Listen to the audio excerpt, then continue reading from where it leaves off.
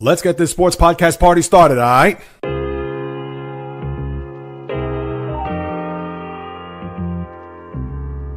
The J Reels Podcast.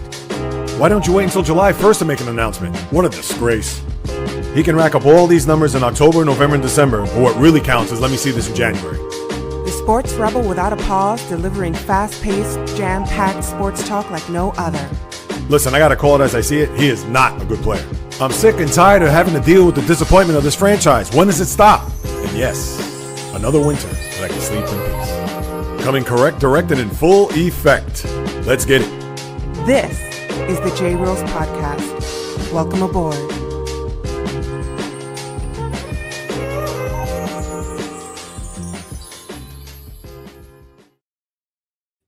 What is happening, my good people? Greetings. How are you? How's it going? How's everybody doing out there? What is the latest and greatest? Hope everybody's doing well, feeling fantastic, in excellent spirits. There is a championship feel in the air and a lot to unpack as the latest podcast comes at you right now, right here, and glad to have you hop on board to listen to it all as this is the J Reels Podcast with J Reels. For my first timers, welcome aboard. And for those who've been banging with me going back to the very beginning, somewhere in the middle, even as early as this past Monday, I welcome you guys and gals back. And now that we have both finals, game ones in the books, where the road teams have won. And as we all know, it's not a series until the road team wins, where tonight in Carolina, you have a game two between the Golden Knights and Hurricanes. How will the Hurricanes respond? I will get to that in the next segment. But I'd be remiss if I didn't start off the opening segment on what took place last night in San Antonio, Game 1, NBA Finals, Knicks Spurs. And what you got was a very entertaining game, an excellent game, not a classic, but very good game nevertheless. And when the Knicks, who as we've seen now time after time after time after time, whether it's blowing teams out, where that's pretty much been the norm throughout the course of this playoff, or to the extent where last night they were down 14 points in the third quarter, came all the way back to make it tied at the end of three quarters, and then even in the fourth quarter when they were up 8 with about 6 minutes to go, and the Spurs came back to put a 1-point lead on to their advantage with about 2:16 to go. And then the man who right now has to be, hands down, sorry, Aaron Judge, the king of New York is Jalen Brunson. And for him to go those first three quarters where he did not shoot well, I know every Knick fan throughout the tri-state area, and I heard it, the collective breath when Harrison Barnes barreled into his right knee and he was hobbling around the court there, and see him going into the locker room, and the first thing you thought was, oh my God, if this guy's going to be out for any significant amount of time, our chances are doomed. But knowing that he was walking off on his own power, maybe, I don't know, his inner Kobe came in where he didn't want to go off with somebody side by side to be helped off the court and into the locker room. Obviously, it wasn't to that extent. And then you saw later in the second quarter get stepped on by Luke Cornett on the ankle. And Brunson, who did not have a good first half, shot terribly in the first three quarters. But it doesn't matter, because the old saying, it's not how you start, it's how you finish. That is the mantra that I'm sure maybe he hasn't come out outwardly to say, that being Jalen Brunson, but he knows that whenever the chips are on the line and he could go 1 for 30 from the field, he's still going to take that 31st, 32nd, 33rd shot. And you know what? He's got the memory of a cornerback that may be getting torched by a wide receiver, but you have to have that bad memory in order for you to be able to flourish, progress, and to be resilient, to not let that stop you. But let's face it, the Knicks last night, they showed you that they could blow teams out, but they could also win close games. And the crazy thing is that as close as the game was late in the fourth quarter, they still won by double digits. An 11-0 run to close out the game And to me, the biggest play of that game at 95-94, where Anunoby takes that three from the top of the key, and then Mikal Bridges happened to be Johnny on the spot where he got the rebound, and he kicked it out. I think it was to Deuce McBride, and then over to the corner to where Brunson was wide open. You even see Stephon Castle go, oh, no, knowing that he left him open. I understand Castle's not a rookie, but that was a young player's mistake. And if I'm Mitch Johnson, I'm telling my team right now, wherever number 11 is, you better be not in his back pocket. You better be underneath his jersey because that man cannot be left alone. I understand he's the one dangerous guy on their team. And I get it that Shaman can make threes, as you saw last night. And Deuce McBride, who made that from the corner, banked it. And let's face it, that was a lucky shot. Nobody is trying to even think about banking a three from the corner. But that is indicative of this entire Knick run to where they've now won 12 straight, another double-digit victory, and I'll get to the Spurs in a minute.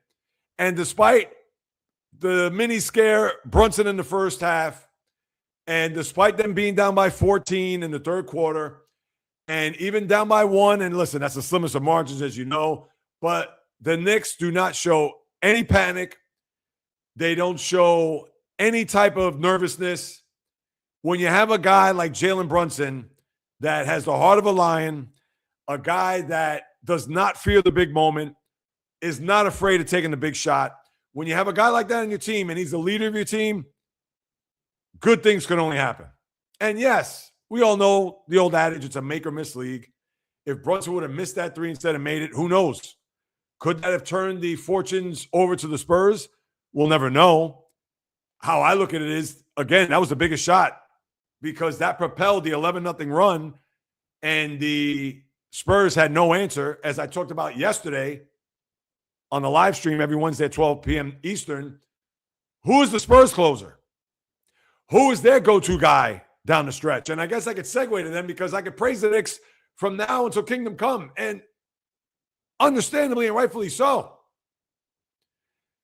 But after a while, the bouquets, I start to run out of them because I'm going to have to go to some field or a nursery or a flower shop because I ran out of bouquets to throw at the feet of the Knicks. And listen, Karl-Anthony Towns was great last night. Josh Hart only scored 3 points, 15 rebounds, 6 assists. Great last night. And he was in foul trouble in the first half. And he still was a major contributor. OG gave you something in the fourth quarter. He was quiet throughout the game, but had a layup and a three there in the middle of that run where there was back and forth. I believe part of that run where they got up to 94-86. Shaman, as I mentioned, made threes. Listen, total team effort, but it's led by Brunson, who said, get on my back, guys. I'm taking us home for a victory here in game one. And that he did. Even Jose Alvarado gave you a contribution with 7 points in the first half. So, total team effort. Now the flip side. The Spurs. Wembanyama did not play well. Played well defensively and got a ton of rebounds, but did not shoot well. Credit to Karl-Anthony Towns for defense on Wemby. Julian Champagnie, I know that in the first half he had all those threes and certainly was lighting it up, but then where was he in the second half? De'Aaron Fox had a bad game, and I want to hear about his ankle. Dylan Harper, that's a guy, and I understand that the Spurs and their, I'm sure, analytics and their coaching, they don't want to have these guys spent, but if I'm Mitch Johnson, that guy's not leaving the floor in the final few minutes. As a matter of fact, was Harper even on the floor in those last few minutes of the game? I'd have to go back and watch, but I remember Castle out there, Wembanyama, you had Champagnie. Keldon Johnson wasn't even a factor, the sixth man. He wasn't on the floor. Maybe Harper was out there, but Harper is a guy that if I'm Mitch Johnson, And what you saw there, especially in the first half with Brunson and a little bit in the second half, I'm having Harper go at Brunson all day, every day, and 50 times on Sunday. And I don't understand why more teams do not try to exploit Brunson on the defensive side of the ball to where he has to work harder, try to wear his ass down, to be blunt. I get it. People can say, Jerry Rose, you're not a coach. You've never been in a locker room. You've never been in film sessions, etc. But we watch the games. How did Brunson do against C.J. McCollum in the last time that the Knicks lost? Which, by the way, was 6 weeks ago today. Think about that. The last time the Knicks had an L was April 23rd. Do I need to even say more? And for Wembanyama in the postgame, I know he came out and said that we let that one go. He needs to play better. He said the whole team needs to play better. Well, here's the one thing I will say to the Spurs. Yes, young legs. I get it, inexperience, especially last night. And listen, give them credit. They were down 8 fourth quarter, and you thought, oh, well, they're going to wilt here. And they did not. They had a 1-point lead. But they weren't able to extend their lead, and obviously was short-lived based on the aforementioned 3 by Brunson.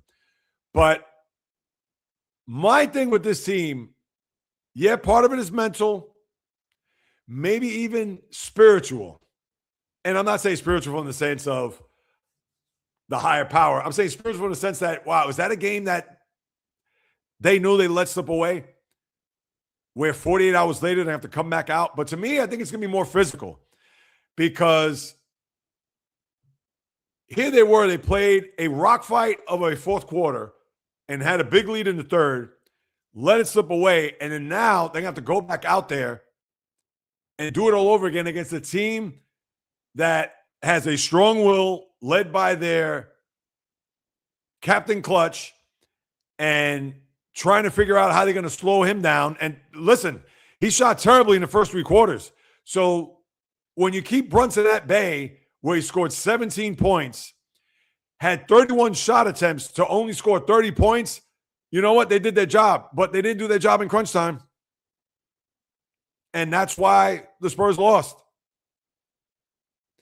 And for them, I think tomorrow night, a lot of it is going to be physical.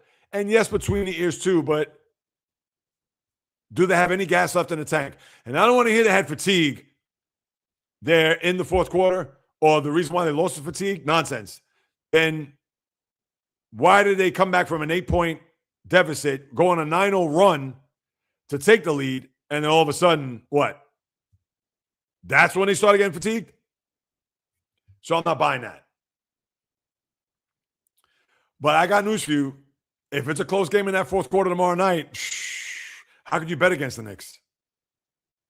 They need a rocking chair game, as I've said time after time. And no, not a blowout. But they need to be in control of the game. Even if it's, I don't know, 108, 100. That's it. Win a game like that, they'll be fine. Now, if they lose game number 2, they're going into a hornet's nest Monday night at Madison Square Garden. That crowd is going to be not thirsty. They're going to be bloodthirsty. I expect the Spurs to rebound tomorrow. And I know Adam Silver, they're hoping for the Spurs to win. They do not want this to be a short series. They want length. They want ratings. They want this Game 6 Madison Square Garden. I'm sure more so with the Knicks up 3-2 because I'll have a chance to clinch in their building, but maybe even Spurs 3-2. Because then the Knicks, chances are they'll win a Game 6 and then Game 7 is anybody's ball game. But as far as tomorrow night, is that a must-win for the Spurs with the next 2 games in Madison Square Garden?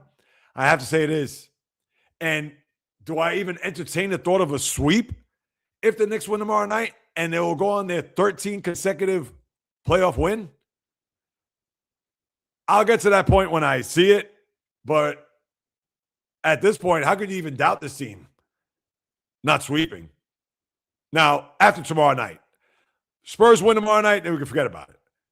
But after tomorrow night, if the Knicks win tomorrow night, then everybody's going to be thinking sweep. And how could you not? With the way this team's performed. Which leads to my next question, and I'll move on to the NHL. Well, one sad note in the NBA, which I got to get to. And your comments, I'll get to those in the next hour, I promise. For those who have just hopped on board, or for those who aren't familiar with the live podcast, I'll get to your questions. I'll get to all that once I get through all the sports topics I need to get off my chest. But now, the bigger question.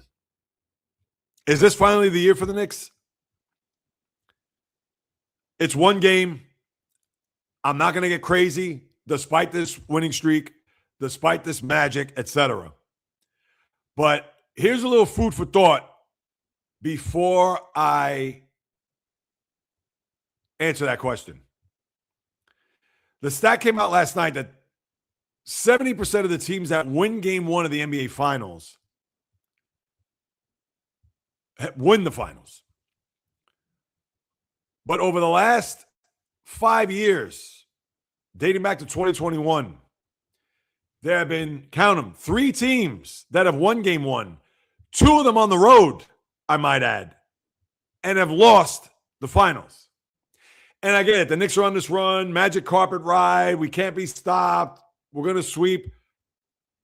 Listen, puff your chest out at this point, Knicks fans. I can't say anything about it. But that is a very high number, and that's legit. But 3 of those teams have foiled winning game one on their way to winning a championship. Phoenix in 2021, the Celtics in 2022, and last year's Pacer team. Food for thought. Not trying to come up with some cryptic rebuttal, just speaking facts. But is this the next year? I'm telling you, everything is certainly lining up to be that way. And they're 3 wins away from the unthinkable to most Knicks fans. Because the 21-year Knicks fan, I don't want to hear, I had to deal with Carmelo. No, you didn't deal through the 90s. You didn't go through even the 80s for that matter. There's no demons to exercise if you're 18 or 21 years old. Sorry. You have to be minimum. That's right. Minimum 40 years old. And even then, because 40 years old, that's 1986. That means you're 7 years old with the Charles Smith game. 6 years old, pushing the Bulls to a 7 game, Xavier McDaniel. And then 94, 8 years old. So I would have to think 45 would be the sweet spot. Because if you're born, if I do my math correctly, 1981, now you're 13 watching that 94 finals and the 99. If you're older than that, then you understand. But we shall see. It's certainly looking like that year, but again, I can't think that after winning game one and this winning streak that it's already a foregone conclusion. Now, sad news, Rick Adelman, the former Blazer, Sacramento Kings, also coached the Rockets and a few other teams, died the other day at 79. The cause of his death is unknown, and we all know that his son coaches the Nuggets, David Adelman. And the guy's won over 1,000 games, which you probably wouldn't even think of when you look back on his career. But he's one of a handful of coaches to win over 1,000 games. I understand he didn't win a title. He took the Blazers to 2 NBA finals in 90 and 92, lost to the Bad Boy Pistons and the Bulls, or the first three-peat, and had great teams in Sacramento, came short, especially in that 0-2 series against the Lakers. And very good coach, not an all-time great coach, but very good. And for him to transition at the age of 79, thoughts, prayers, condolences go out to the Adelman family, the teams that he coached for, the NBA, etc. As, again, dies at the age of 79. All right, now let me lace up my skates and get to the NHL. Let me just make sure I didn't miss out on anything else. NBA. I think that's it. As far as the hockey goes, game 1 2 nights ago, Vegas, Carolina. And I picked Carolina in 6, although I'm rooting for Vegas hard. And Vegas showed you their resolve. And even to a much lesser degree, they're also on a run where right now, if they win the night and the next 2 games are in Vegas, there's going to be thoughts or whispers about, wait a minute, are they going to sweep the Stanley Cup Finals, considering what they did in the conference finals by sweeping the best team in the sport in Colorado? Now I'm getting ahead of myself. Let's see what transpires tonight down in Raleigh. But that game 1, similar to the Knicks game last night, exciting, riveting, a lot of action, excellent game 1. Not a classic, but excellent. And when the Hurricanes go up 2-0 on 2 goals by Nikolai Ehlers, you think to yourself, oh boy, all right, Carolina isn't playing around. Let's see how it plays out. But they made a lot of miscues in that game, a lot of errant passes. Frederick Anderson had a couple of goals that, let's face it, I'm sure if he get asked to get back, he would. Excuse me. But one of the big plays in the game was at 2-1. I think it was Logan Stankoven had that breakaway on the right side, and Carter Hart made a big save there. If they would have scored, who knows how the complexion of that game would have turned out to be. But as it was, the Golden Knights, they were able to come back. And to think, down 2-0 in the game 1, I think it's the first time it's happened in a long time. But they actually took a lead there late or into the 3rd period. The Hurricanes scored. I believe that was a goal Shane Gostisbehere. And then Johnny on the spot, Thomas Hertl, who had that big goal in game 3 against Colorado when they were down 3-0 in the game. And he had the go-ahead goal in that series. And then Tuesday night, with about 3.5 to go, off of another terrible pass deep in Carolina's zone, where Hertl is found right there in the slot, wrist it past Anderson, 5-4. And then even though Mitch Marner had to make a block of a shot there in the final seconds, Carolina didn't really muster up anything as far as peppering shots on Carter Hart or having big-time goal-scoring opportunities. That did not happen. And Vegas, just like the Knicks, steal game 1.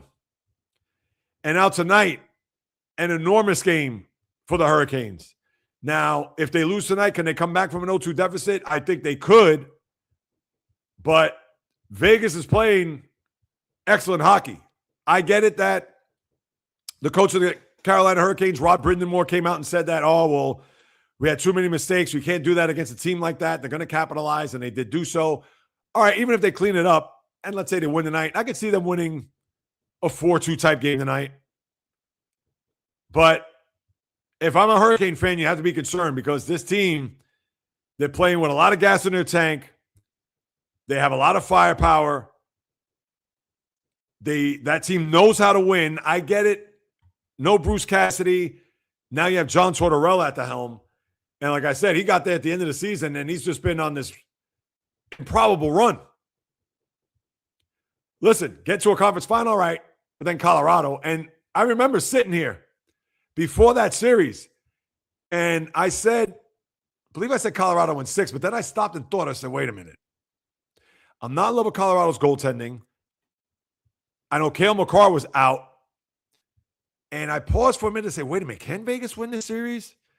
I said, nah, I'm going to stick with Colorado. And what happened? It took Colorado to the back of the woodshed. Gave up 7 goals in the 4 games, and they won in a sweep. Listen, let's see what happens tonight.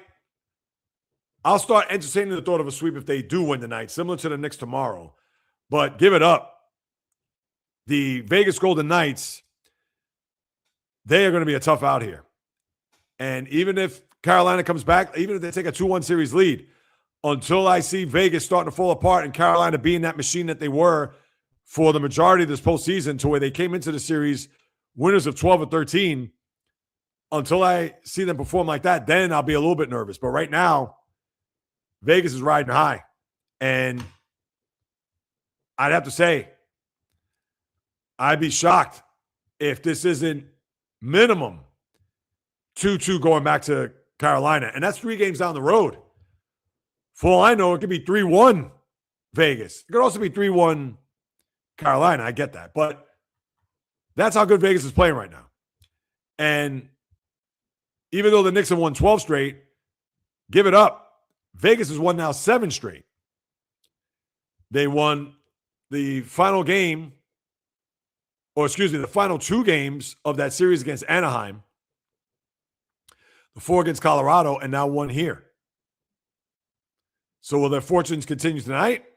We'll have to wait and see. I think Carolina will win tonight. I'd actually be surprised if they don't. I could see them clean things up, play a lot more crisper, and get themselves even before they go to Sin City. But I can't say I'd be surprised or even shocked if Vegas wins tonight. And then if that's the case, I'll revisit the talk about a possible sweep. And I'll do that on the channel here on YouTube, or for those listening on Apple or Spotify, you can subscribe to my channel on YouTube at JReels for all the latest and greatest of what's happening in the world of sports, even when I'm not live streaming or podcasting or anything like that. So definitely want to keep in tune to the channel for info regarding what's happening in sports. But that's it. Carolina. Let's see what they're made of tonight, because I believe they're going to need to win. With the way the Hurricanes are playing, to win 4 out of 5, is it impossible? No. And then have to do it on the road? It's not, but it's certainly going to be a daunting task. And knowing that if they have to go to Vegas down 0-2 with a potential of maybe not coming back home alive, obviously that's not a position that they want to put themselves in.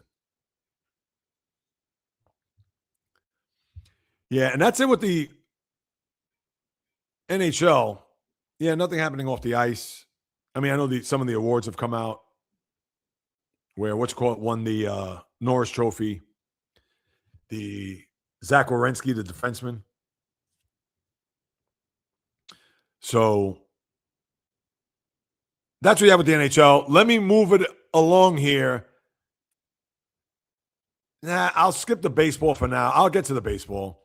You know what? I hate to do this, but they've made big news this week.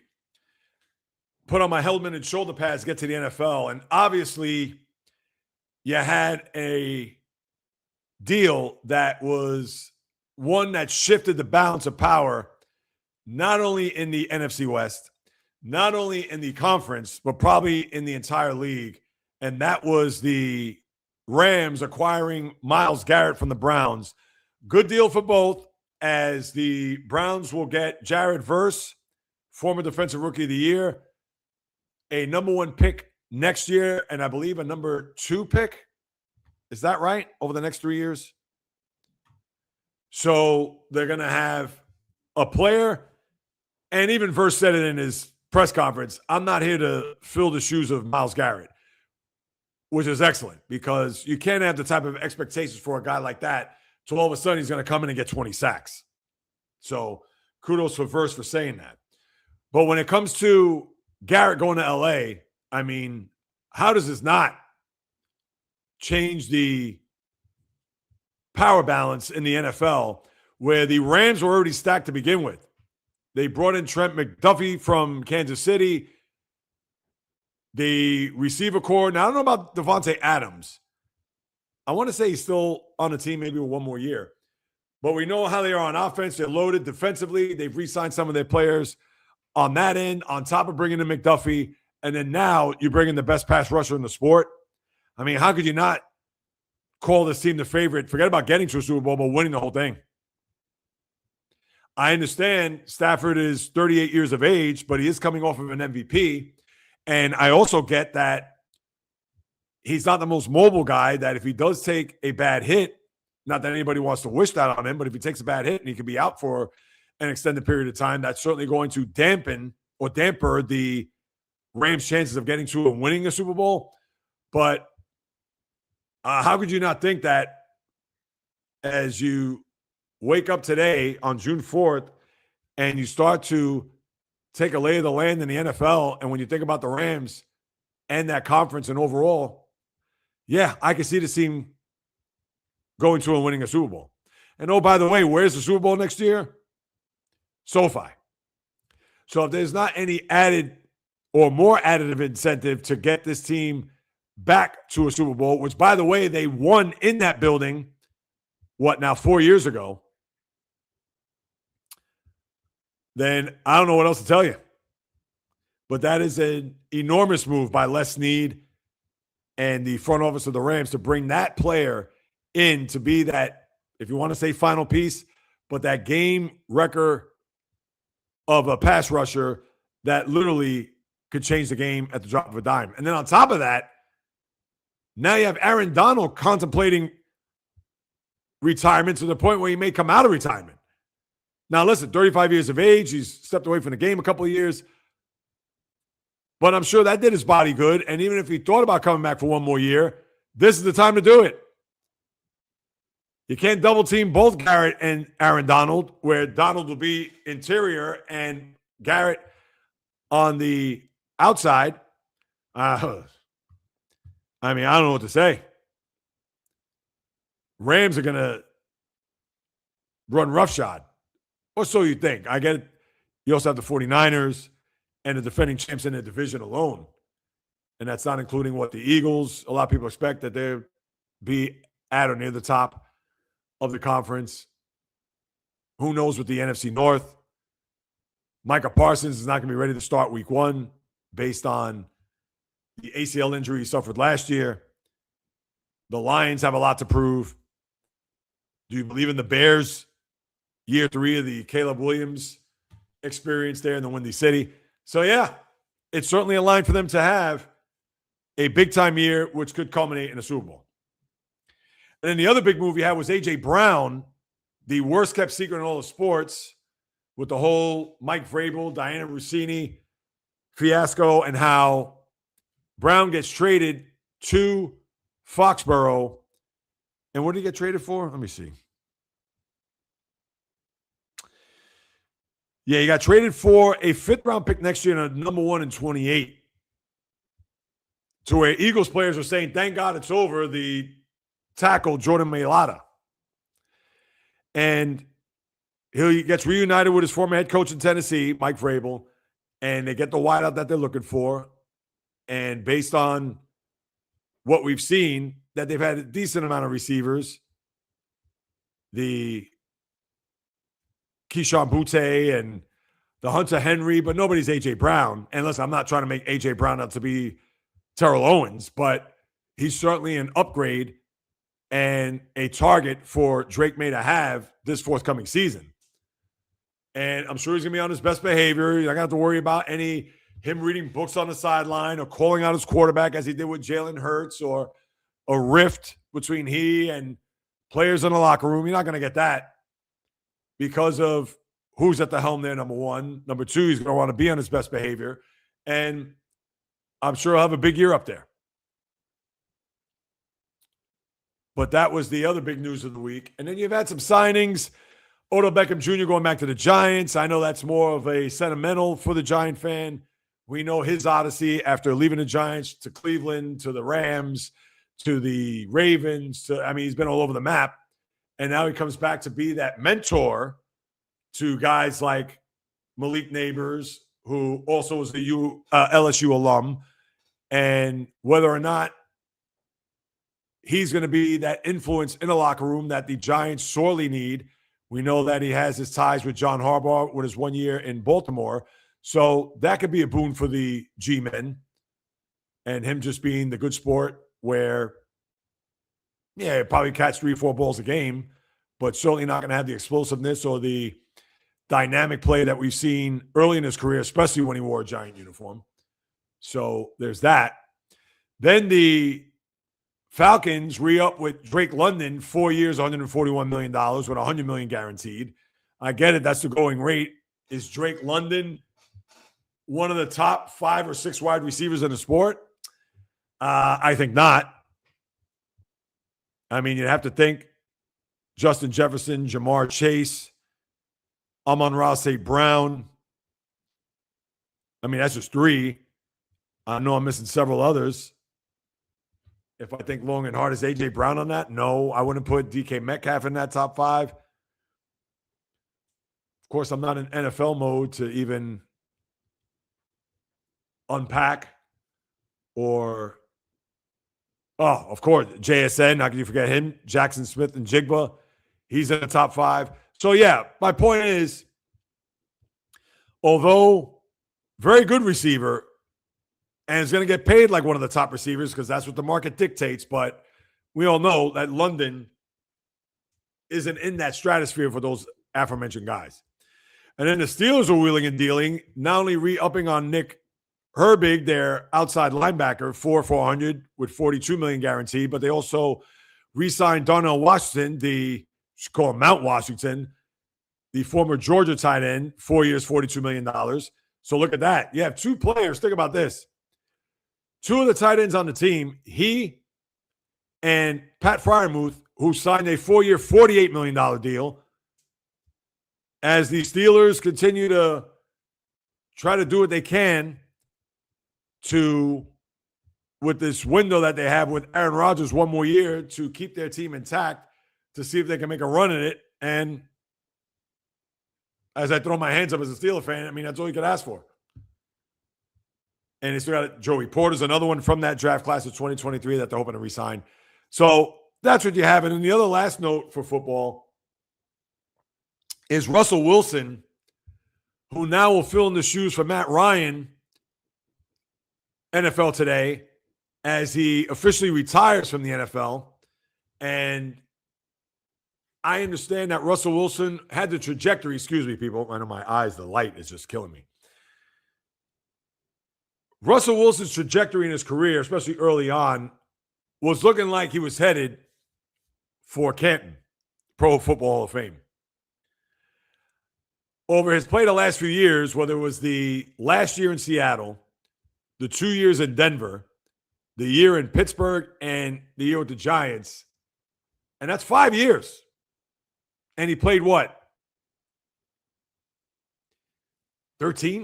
Off the top of my head, he made 10 Pro Bowls, which, you know, anybody makes a Pro Bowl in this day and age, but I think he falls short. Should have won 2 Super Bowls. We know he won 1. Wasn't the MVP of the one that he did win. That was Malcolm Smith, the linebacker. And listen, but nobody could knock his career. He had an excellent career. I'm sure you could be a million other quarterbacks, all the busts that we could go through. If you ask Ryan Leaf, you think he'd take Russell Wilson's career? 1,000%. Joey Harrington, Achilles Smith, Ty Detmer, David Klingler, Todd Marinovich. I mean, please, I could go on forever with these lists of quarterbacks that would die to have Russell Wilson's career. So, all right, he doesn't make the Hall of Fame. He falls short in my eyes. Maybe to some, he should be a Hall of Famer. The touchdown to interception ratio, very good. But now he's going to be, I think he'll do good in that job. To go along with James Brown and Bill Cowher and Nate Burleson. So kudos to Russell Wilson on getting the CBS Sports gig after his playing career.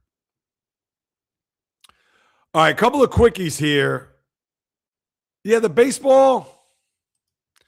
I mean, the only thing I could bring up with the baseball is this. There's a few things.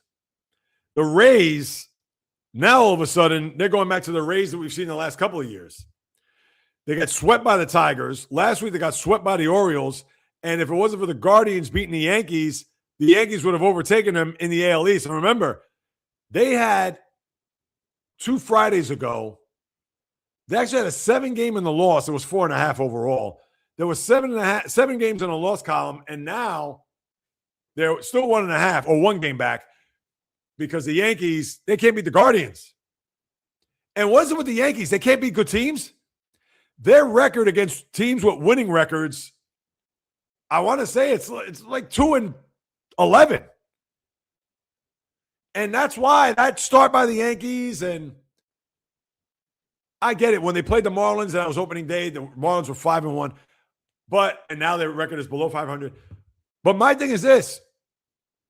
We haven't seen the Yankees play even good competition when they had won 15-17 during that stretch. I mean, they beat up on the Red Sox, the Royals, there was another team they beat along that stretch. Yeah, they swept the Red Sox at Fenway. They beat the Royals 6 times, even just last week. I know there's another team I'm missing there, and now here they are. They're playing teams that were winning records. They got swept in Milwaukee by the Brewers. They have now lost the first 2 to the Guardians, and they usually kill the Guardians, especially the teams in the AL Central. And they play an afternoon game today where let's see if the Guardians could, and that'd be a shock. I can't remember the last time the Guardians came into Yankee Stadium and swept the Yankees. So for whatever the reason, and think about this, the Guardians beat back-to-back nights Cam Schlittler and Garrett Cole. So you mean to tell me they can't go for a sweep today? Well, we will see about that. That is number one. The other thing is that Christopher Sanchez, the Phillies pitcher, got his scoreless streak of innings not giving up a run snapped yesterday as he went 51 in the third total as the Phillies, who continue to beat the Dodgers, continue to beat the Padres. And kudos. Did he get the, hold on a second. Let me look that up. That I should have known. Obviously, I was wrapped up in the Knicks last night that I couldn't even tell you. And they'll play the finale of this series in Philadelphia this afternoon. But as far as last night goes, the Phillies won 3-2. And although Sanchez did finally give up a run, but he did get the victory. So 51 in the third, that's at least ultra impressive. I don't know where that ranks all time. We know Hershiser's 59, Don Drysdale 58 and 2/3, but I'd have to pull that up to see where that ranks all time. I'm sure it's in the top 10, has to be minimum. But congratulations to Sanchez on an incredible run there to even get to 50, let alone fell, 7 2/3 shy of the all-time record. And I think that's it for baseball. Lastly, up until yesterday, the Mariners have played well. They won 7 in a row before they lost to the Mets yesterday afternoon. But right now, like I said, baseball is going to be in and out of the clouds.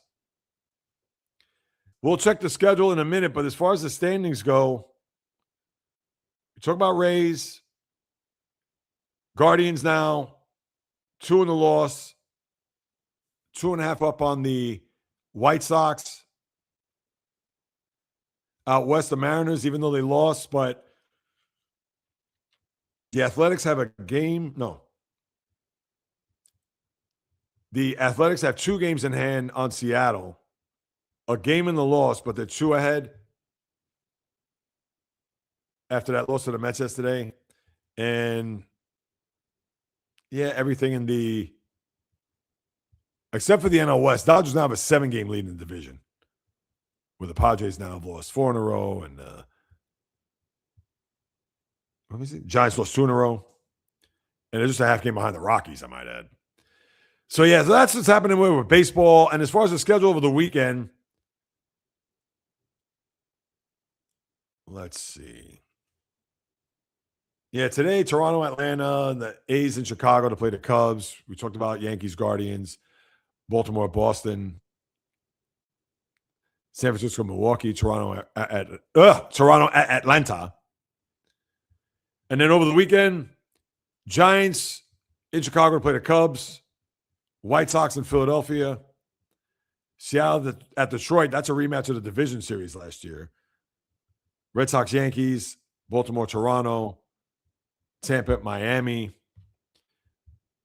Pittsburgh, Atlanta, Cleveland, Texas, Athletics Houston, Kansas City, Minnesota.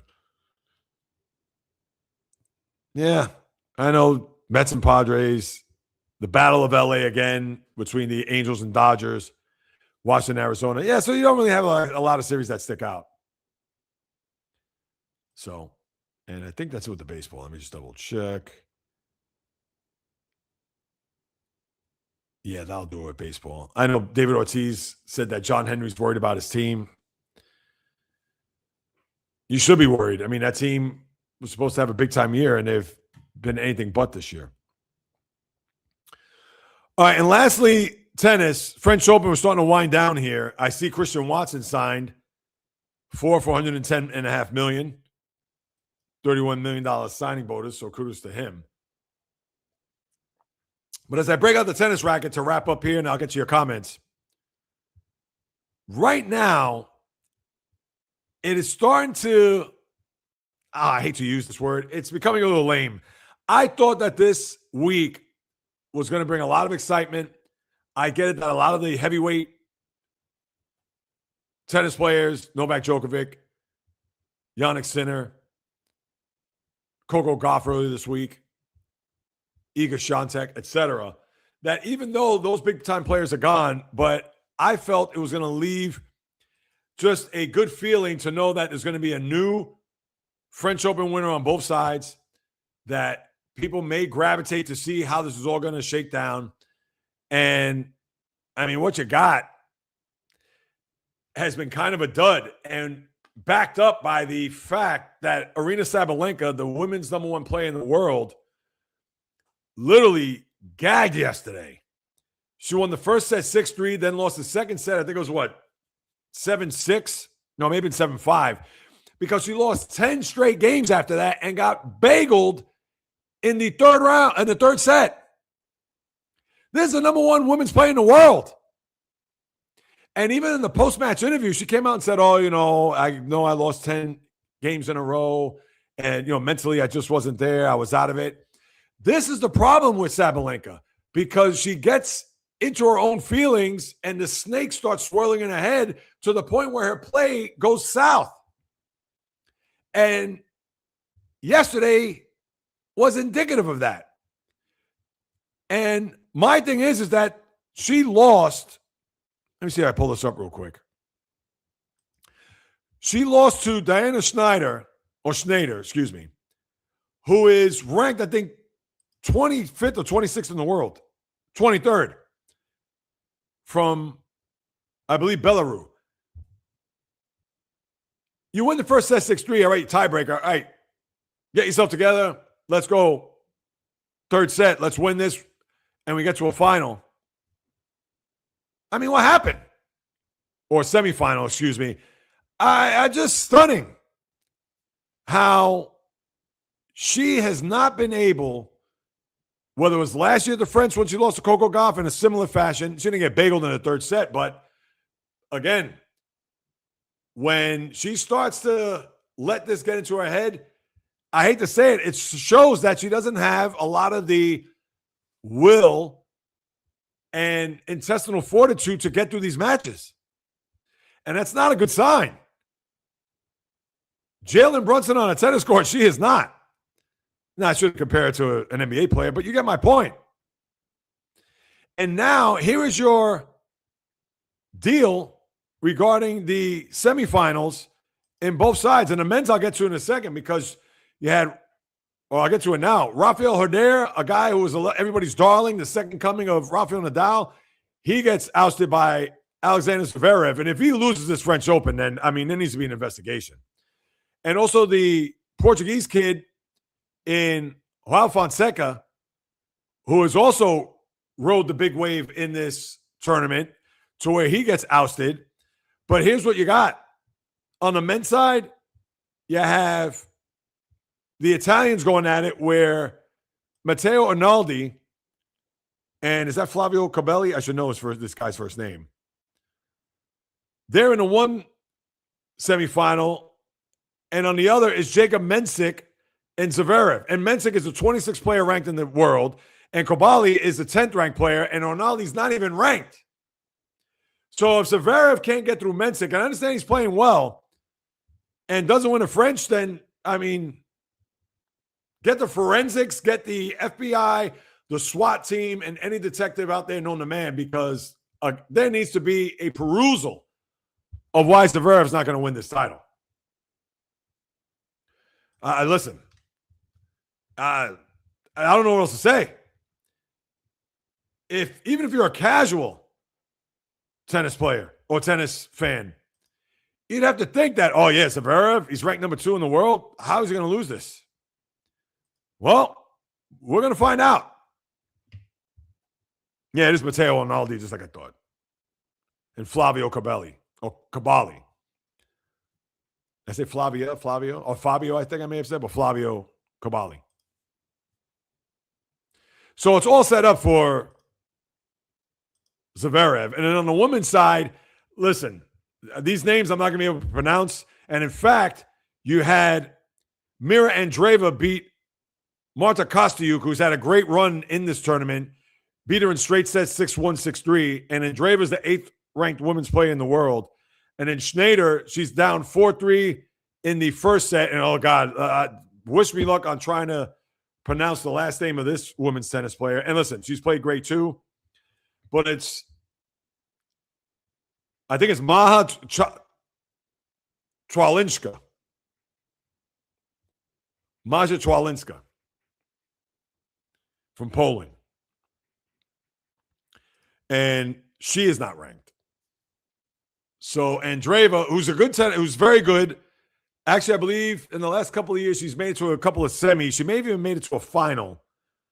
I'd have to look that up. But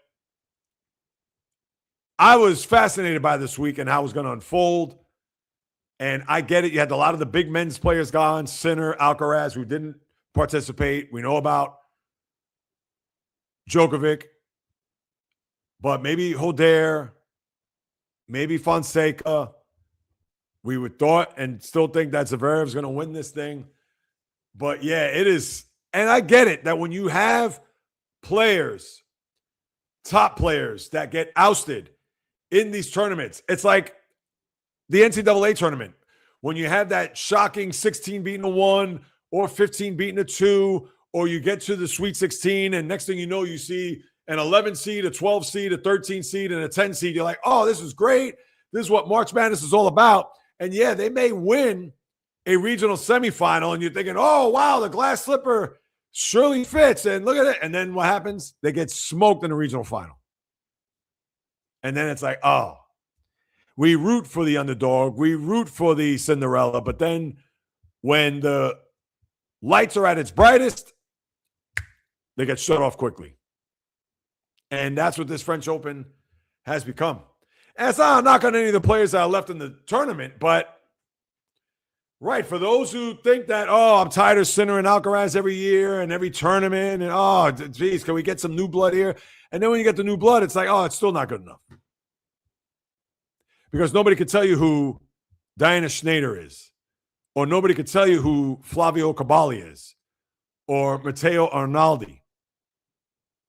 Now, you would think you know who Alexander Zverev is, even Jacob Mensik. If I ask you Jacob Mensik, you're thinking, I don't know, what is he, a golfer? So, but that's what you have, and obviously we'll recap it all on Monday's podcast as the second Grand Slam of tennis is in its final stages, and a champion will be crowned Saturday in the women's final and Sunday with the men's. All right, now let's get to the comments. I see Mark Salmon's in the house. Ray thought I was going to start at 12. No, 11 o'clock.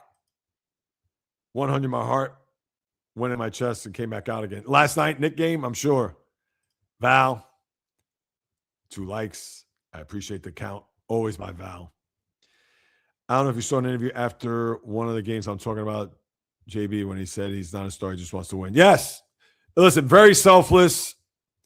Very humble. I saw a video on socials. Maybe I'll send it to you, Ray. You may have seen it. Where CBS Sports did this, I believe. And Brunson, you see him coming out of college. You see the work ethic. and you see him answering all the questions, and he has pretty much that same tone, not too high, not too low, just as, hey, I'm just here to win, or my team, or this, whatever. That's it. And listen, I'm not a Knicks fan, as you know, but I watched that. And I'm pumped up for the guy. That's how good it was. 13 shots, only 3 minutes. That's how he started. Yeah, he did not have a good game. Did not. Yep. And yeah, he did not shoot well either, Ray. 100%. Yes, Val. Way to cover it. Definitely understand. Devontae is 1 year. Okay, so Devontae will be there. I mean, listen, I thought so, but for whatever reason, I just think about their wide receiver core and not knowing. I had a feeling he was there for 1 more year, but I didn't know if it was a situation where it was a team option and obviously if he was a free agent, he would have signed elsewhere. But as always, Bio, I appreciate you clearing that up. When you brought up the age demographics, I started laughing because I love you. Oh, yeah. Absolutely, Ray. Yep, there you go, Val, on top of it as always. Thank you, Val. Yes, against the Brew Crew. The record isn't good. Yeah. Wait a minute. All right. All right, Val, but I think. I don't know what that was from. Hold on. Oh, G-Man, heard that being said. The G-Man heard. Oh, when they're talking about Odell Beckham Jr. Yeah, I brought up the G-Man because he signed with the Giants. Full circle, sentimental with the Giant fans. Val, I think. Here's our guy, Mark Salmons. When you get your shoes.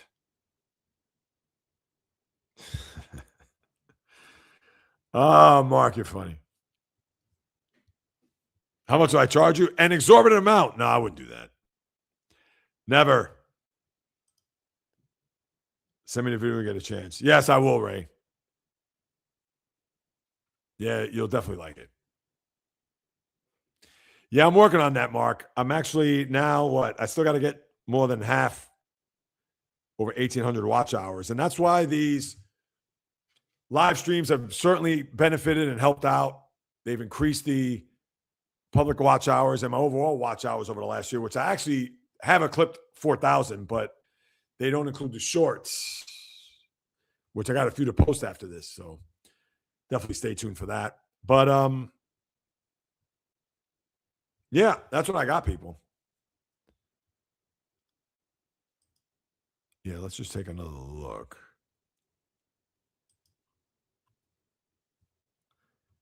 Anything else happening? No.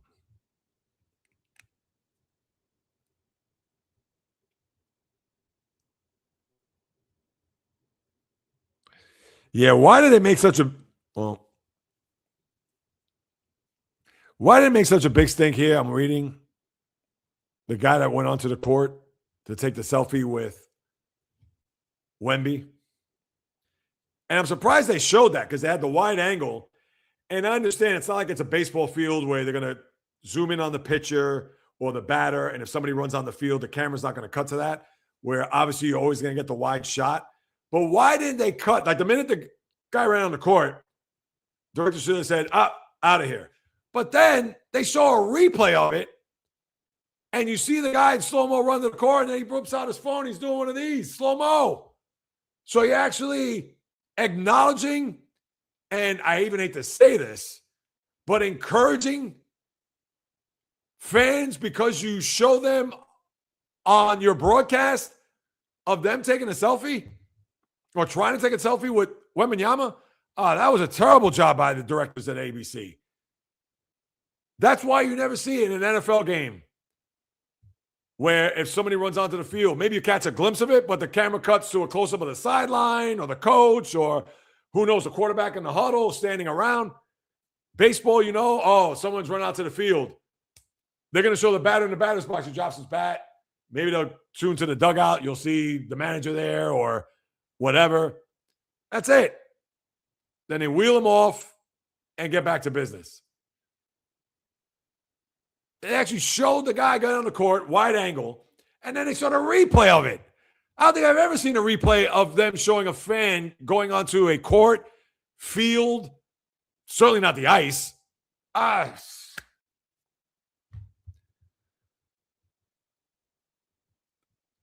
Oh, here it is. Fans. Oh, two fans.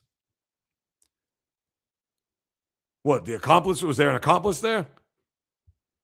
A fan who ran onto the Frostbank Center court during the fourth quarter of Wednesday's, I thought it was the third quarter, of Wednesday night's NBA Finals and attempted to take a selfie with San Antonio star Victor Wembanyama was arrested and given a lifetime ban from all NBA arenas. 6:28, 92-86 lead. Fan ran onto the court with a cell phone in his right hand, stopped in front of Wembanyama and Mitchell Robinson near the three-point line, quickly pushed away. Two security guards attempted to take the picture. A second individual also received a lifetime ban for his role in the incident. Well, why?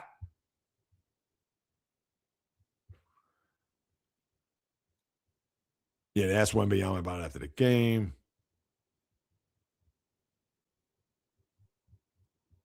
I'm reading what the head coach said. Yeah, I was shocked. Not that the fan ran out in the court, but just all right, what we got here? Comments. Not saying Valby all bad, but definitely. Why? Why does Valby's the sweetest thing? I mean, come on. She's fantastic. I got to use multiple devices for Friday night because you have the NBA Finals. Oh, yeah? Double dip? No, Val. Mark, don't say that. Let's be nice here, please. Oh, IDK. I didn't realize IDK was on. I don't know if IDK is still with us. My apologies, IDK. I missed your hello. I like that pancake. Got me hungry. I haven't eaten yet. Yeah, pancake sounds good right about now.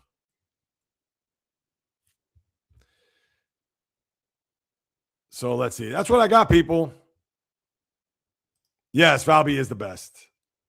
And yes, Mark, correct.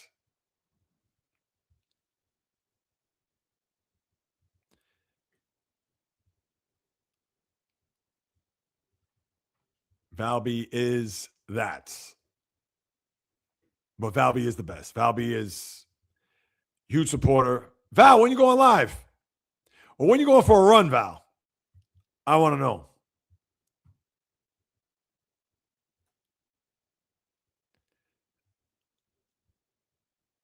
Maybe she's on these. I don't know what you mean by that, Mark, but okay. Ay. All right, Val, I know I got to follow up with you. Don't worry. I haven't forgotten about you. I also got to follow up on my comments on YouTube, which I haven't done. And I will do that certainly, I would say by tomorrow. Well, tomorrow morning. Yeah, by tomorrow. Yeah, obviously after I post and do all my stuff here on the channel, among other outlets. Definitely try to get back to you later this afternoon. Bio. Mark, if I may ask. It's all right, Val. We got your back. If I may ask, how old are you? I'm curious. Well, I know you love Todd Benjinger, maybe around, you got maybe in your 40s? Maybe. I'm not assuming. I don't know.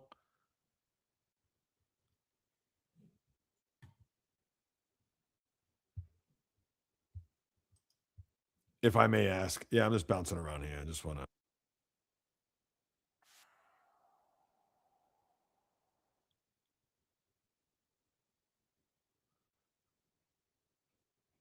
Oh, that was at the Garden. I'm watching this video. Yeah, what was Brunson doing yapping at the scorer's table after the game last night? Anybody find out what happened there?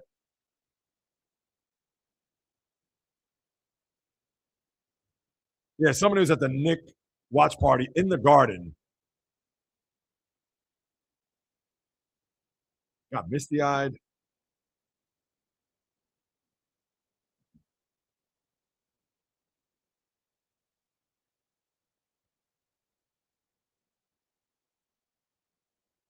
Yeah, that building is full too. How much are those tickets? The watch party. I know you're not watching this. Maybe you hear it in the background.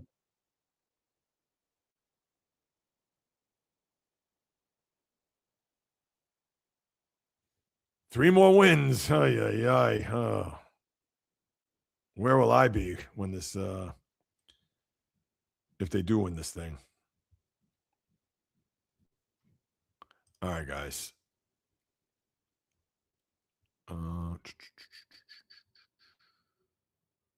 Yeah, I'm just looking at some of this stuff here. All right, guys. I appreciate you all. Let me see any other comments. Maybe I'll start to wrap up. I'm happily being a player. All right. Miss Priya. Hey, stopping by. I was watching. I know. I just finished talking about that. You know me with these pronunciations, with these, not only even the men's names. The one woman right now that's actually, excuse me, we know Mira Andreeva. Oh, excuse me. But the other woman who I can't even pronounce, I'm going to pull up her name again.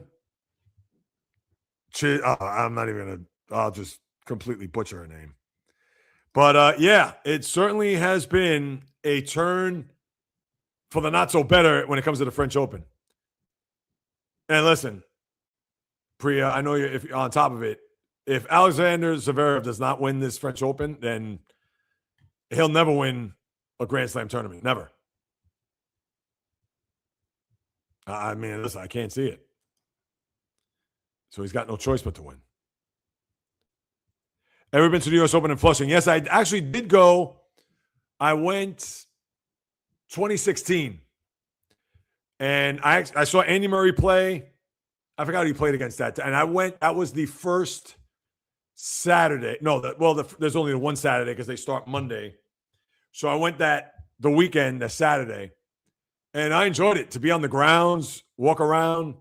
Obviously, there's a lot. I'd like to be there the first couple of days because you can get to see the other matches that are not in Billie Jean King Court and Louis Armstrong Stadium. And you get to see in the smaller courts a lot of the other matches. So, and by then, there were some players playing in those on those courts, but I didn't get to watch those because there's a zillion people there. And it's a Saturday where everybody's out there. But I enjoyed it. Yeah, it was great. And I would like to go back. I would definitely like to go again. Yep, I remember that too. Montreal, 94. Absolutely. IDK. Here's Johnny to take the old line from Jack Nicholson. No, that's all right, Mark. You apologize. All right, I didn't have to go out with that comment, how Valby looks, even though I just said it, but it was to a fan. Wait, let me put that together there.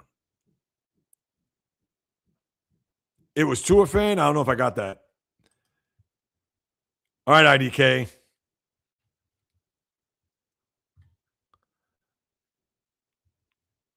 Let me see. Yeah, that'll do it, my good people. I don't know. Is there anything else that's on your mind? If not tomorrow, I may do a live. Well, so after the game tomorrow for sure. But I want to do just like a random live, maybe over the weekend. Thinking about it. So, yeah, as I continue this march, now my quest to get to 4,000 watch hours. As a matter of fact, I need to power up my old laptop and just play a lot of these videos on loop. Well, not even on a loop, but, one after the other, which will certainly add to that. But, yeah, that'll do it, my good people. Let me do a quick closeout, and I'll get back to your – oh, JB was talking to a fan. Oh, that's what it was? Oh, that's what you're referring to. My bad there, Ray. Yeah, I know Breen said something about, because he was talking to somebody who looked like at the scorer's table, and it looked like they were having a few good banter back and forth, but then afterwards it looked like it got serious. So Let's see. You're my number one for sports talk. Do you used to have at least 2 million? IDK, I appreciate that. Listen, from your lips to the YouTube content creator / sports talk gods. And thank you for that. I really do appreciate that, IDK. And what's this? I do play a bunch of virtual reality. I'm going to keep plugging away as long as I'm alive and breathing, because what I love to do. Agreed, Jay will have 2 million subs in no time. Real sport. Thank you, Mark. I appreciate that. You know that. Now look in the camera. Thank you, Mark. I appreciate that. You know that. I do. Hey, that's why I'm here. Build a little community. Have a bit of a following. Real sports talk, true sports talk. As I say, none of this clickbait, rage bait, garbage. I'd rather do it this way and build my following in the authentic, with integrity, dignity, etc., as opposed to just saying whatever. Jalen Brunson is the best NBA player of all time, and here's the reason why. No clickbait, none of that garbage here. So, Val, I'm not sure when I'll go off for a run, but I'm kind of scared to go live during a Giants game. Well, this is why. You have to mute your TV, Val, because the broadcast in the background, although you're not showing the game, but because it's in the background, that's where copyright issues lie. So I understand to watch a game and mute it, it's tough, but you have to do it. Just like me last night. The game was over. I went on a live right after the game, and yeah, there wasn't much. They talked to Brunson, whatever, but you have to mute your TV. Bio, you too. As always, much appreciate your love and support. And Monterey. All right, good. It's all good. Way to go, Val. I like it. Same here, bro. That's why I want to build mine, honesty and truth. You got to be. Because nobody's going to take you seriously. No one will take you seriously if you're not going to be honest and truthful. I mean, please, if I'm going to come out and let's say, because I don't like the Knicks, what I'm going to do, bash the Knicks today? Oh, I don't know how the Knicks are doing it. They're doing it by luck. People are going to be like, next. Come on. Brent commented, yes. That's good. Yeah, and I hope Brent comes back soon. I mean, we haven't seen him in a while. So when should I go live? Whatever suits you best, Val. Whenever you feel. I would think go if you went live. And the thing is, you're 3 hours behind. So let's say if you went live now, it's lunchtime in the East Coast. So, and I don't know. I know you have over 200 some odd subscribers. So, and I don't know how broad, like, do you have people in New York or Philly or in the East Coast that watch you or listen to you? If you do, then maybe now's a good time or soon thereafter. Oh, there you go. After the Giant game. Why not? Perfect. That's a good time. All right. So I'll get your comments in a minute because let me get ready to land this plane. That'll do it, my good people. Another episode just about in the books. As always, thank you so much for stopping by, carving out precious time out of your day to listen to what it is I have to say about the toy department of life. The reason why you're here, to listen to me talk about sports.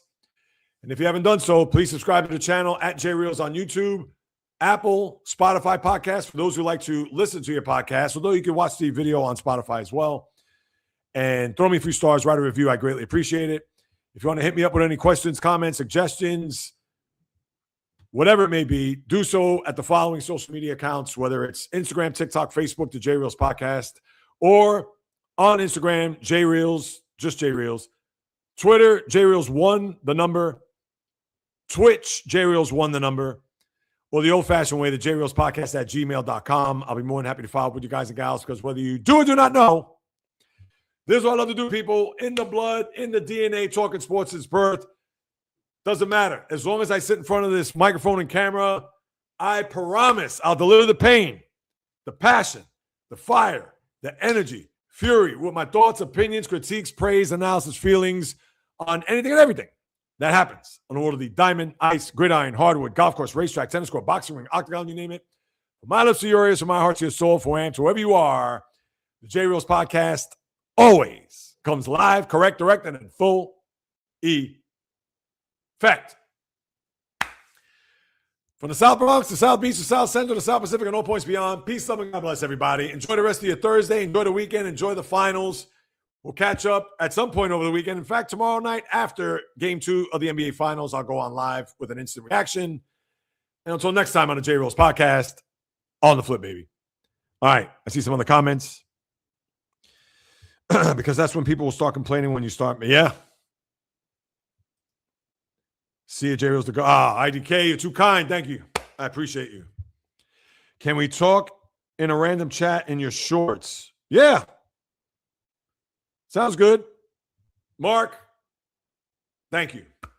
And I mean that sincerely. I do. Thank you so much. Thank you, thank you, thank you. But yeah, hit me up, IDK. We'll talk, all right? Or anybody else for that matter. So enjoy the rest of your Thursday. I appreciate you all. Thank you so much. One more time. Until next time on the flip. Yes, and I will sub. I'll do that too. Thank you, IDK.